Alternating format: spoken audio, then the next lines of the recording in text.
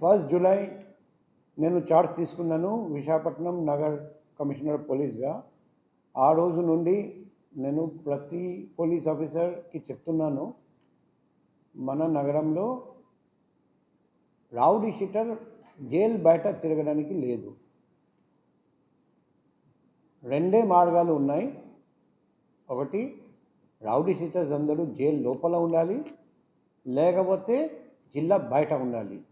లేకపోతే వాళ్ళు ఇష్టం ఉంటే పాడిపోవచ్చు కూడా, కానీ బహిరంగంగా తిరగడానికి వీల్లేదు. అందుకే రౌడీ షీటర్స్ అందరి మీద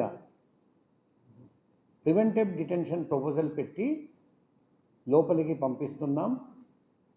వాళ్ళు ఏదైనా ఆఫెన్స్ చేస్తే అరెస్ట్ చేసి జైలు పంపిస్తున్నాం.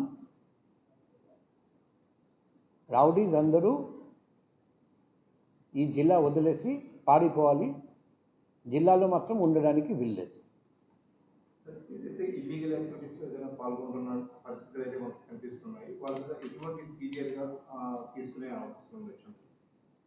రౌడీస్ ఎవరైనా చిన్న తప్పు చేసినా మేము కేసు కట్టి అరెస్ట్ చేసి జైలు పంపిస్తాం.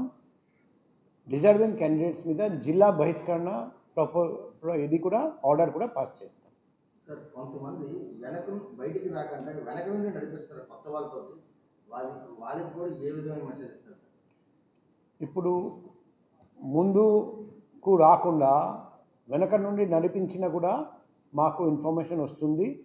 మేము వాళ్ళ మీద కూడా కఠిన చర్య తీసుకుంటాం. ప్రజలకు కూడా నేను విజ్ఞప్తి చేస్తున్నా, అటువంటి రౌడీస్ ఎటువంటి క్రిమినల్ కాన్స్పిరసీ చేస్తే వెనక నుండి నడిపిస్తూ ఏదైనా ఆఫెన్స్ కమిట్ చేస్తే మా phone number, personal phone number మీ అందరి దగ్గర ఉంది, 7995095799. పగలు కానీ రాత్రి కానీ 24/7 ఎప్పుడైనా ఈ నంబర్కి కాల్ చేసి వాట్సాప్ ద్వారా, SMS ద్వారా, లేకపోతే డైరెక్ట్గా కాల్ చేసి నాకు తెలియజేయండి. మేము దర్యాప్తు చేసి ప్రతి రౌడీ షీటర్ మీద కఠినమైన చర్య తీసుకుంటాం.